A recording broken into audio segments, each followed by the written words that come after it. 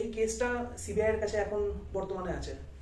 আপনাদের মনে হয় সিবিআই এই কেসের কোনো সুরাহা করতে পারবে, যেখানে বিগত দিনে সিবিআই এতগুলো কেস পেন্ডিং পড়ে আছে, সিবিআই এর এখনো কোনো ফলাফল আসেনি?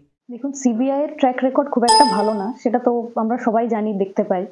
কিন্তু অ্যাকচুয়ালি কে কেসটা সলভ করবে সেটা নিয়ে তো আমাদের মাথা ব্যথা নয়, মেন আমাদের কেস সলভ নিয়ে মাথা ব্যথা। এখন সিবিআই এর কাছে অনেকগুলো মোটামুটি প্রশ্ন এসছে, যেখানে কলকাতা পুলিশ বলছে একজন মানুষ ইনভলভ, প্রথমেই যাকে অ্যারেস্ট করা হয়েছিল, সিবিআই কে সেটি বের করতে হবে যে এখানে একজনই ইনভলভ আদৌ ছিল না এটা গ্যাংরেপের কেস, অনেকজন ইনভলভ। যদি একজন মানুষও ইনভলভ হয়ে থাকে, সে কি একাই ইনসিডেন্ট করেছে না ওর পিছনে আরো অনেকে জড়িত?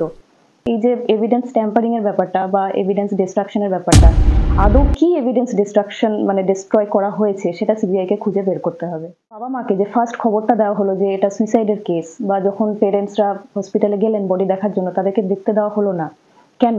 মানে কে বা কারা তাদের পেরেন্টসকে প্রথম ইনফরমেশনটা দিল যে সুইসাইডের কেস, বা কেন দেখতে দেওয়া হলো না? এই যে ছোট ছোট ডিটেলস গুলো, যে জন্য আমাদের আন্দোলন, যে এই ডিটেলস গুলো কেন সলভ হচ্ছে না, কেন বেরিয়ে আসছে না, সেগুলো কিন্তু সিবিআই কে সলভ করতে হবে এবং দেখতে হবে।